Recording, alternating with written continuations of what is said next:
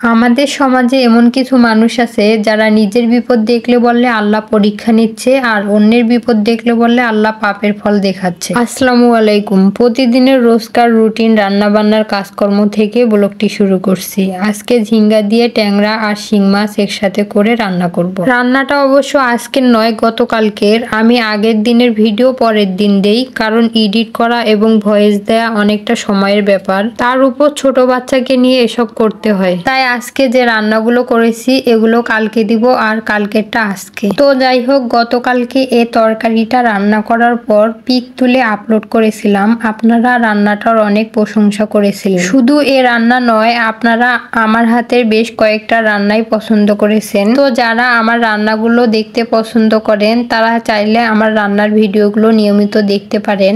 আমি খুব ভালো রান্না করতে পারি না, তবে যতটুকু পারি আমার অনেক আপু ভাইয়ারা আছে যারা আমার এই রান্নাগুলোর প্রশংসা করে। সেই আপু ভাইয়াদের সুন্দর সুন্দর কমেন্ট দেখে ফেসবুক পেজে কাজ করার অনুপ্রেরণা পাই, না হলে কবেই যে ছেড়ে দিতাম। এখানে কাজ করতে প্রচুর ধৈর্যের প্রয়োজন। যাদের বাচ্চা কাচ্চা নেই, একদম ব্যাচেলার, একা একা সময় কাটে না, তাদের এই প্ল্যাটফর্ম বেস্ট একটা জায়গা। তো যাই হোক, এখন মূল কথায় আসি। মানুষ যতদিন পৃথিবীতে থাকবে ততদিন তার বিপদ আপদ আসতেই পারে, এটা স্বাভাবিক। বিজ্ঞানের ছাত্রী হিসেবে রসায়ন সাবজেক্টটাতে পড়েছিলাম, প্রত্যেক ক্রিয়া সমান সমান তার বিপরীত প্রতিক্রিয়া রয়েছে। তেমন মানুষের খুশির সংবাদ যেমনি আসতে পারে, তেমনি বিপদ আপদও আসতে পারে, এটা স্বাভাবিক। কিন্তু আমাদের সমাজে এমন কিছু মানুষ আছে যারা অন্যের ভালো একদমই সহ্য করতে পারে না, যাদের মনে শুধু হিংসা, রাগ আর অহংকারে পরিপূর্ণ।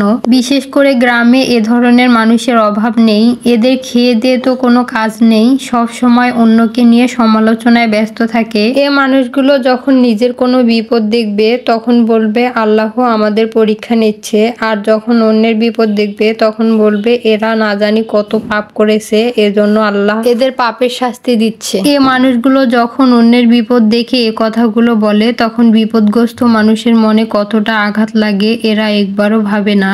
এ মানুষগুলো সবসময় কাটা ঘায়ে নুনের ছিটা দিতেই ব্যস্ত থাকে। তো যাই হোক, আপনাদের সাথে কথাগুলো শেয়ার করতে করতে এইদিকে কিন্তু আমার রান্না প্রায় শেষের দিকে। এতক্ষণ তো ঝিঙ্গা দিয়ে তরকারি রান্না করা দেখলেন, এখন দেখুন ঝিঙ্গার ছালগুলো দিয়ে ভর্তা বানাচ্ছি। সাথে কিন্তু একটা ছোট আলুও দিয়েছি ভর্তা আঠালো হওয়ার জন্য। আর এই তো আমার ভর্তা বানানো হয়ে গেছে। রান্না কমপ্লিট হওয়ার পর গোসল সেরে সাফওয়ান, আমি এবং আন্টি একসাথে খেতে বসলাম। দেখতে দেখতে ভিডিওর একেবারে শেষ পর্যায়ে। আজকের ভিডিওটা এ পর্যন্ত। সবাই সুস্থ থাকবেন, ভালো থাকবেন, আর আমার ভিডিওর কোনো অংশ ভালো লেগে গেলে একটা লাইক দিয়ে কমেন্ট করে যাবেন। ধন্যবাদ সবাইকে। আসসালামু আলাইকুম।